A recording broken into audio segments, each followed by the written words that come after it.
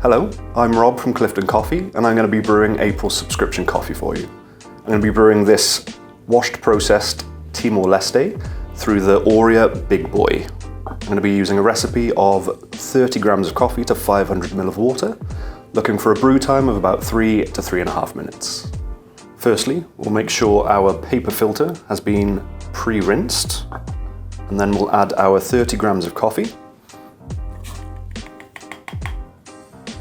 And we'll make sure to distribute the grounds so they are nice and even before we start pouring the water. This will help you to achieve an even extraction. We'll start off with a 90 gram bloom for 30 seconds. Then I'm going to pour up to 250 ml. Then we're going to let this draw down for a moment before pouring the rest of the water up to 500 ml.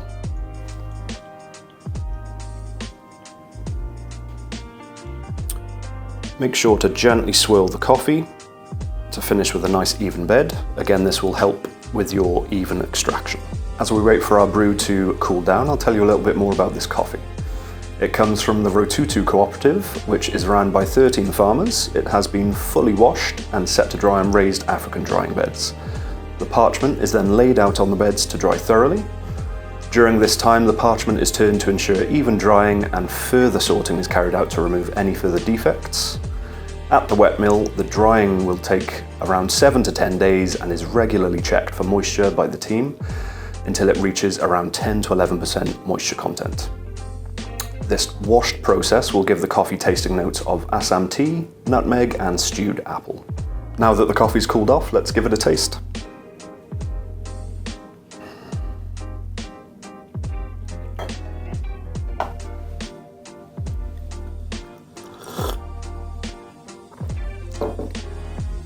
So you get that stewed apple sweetness at the front, followed by nutmeg spice with an Assam tea-like finish.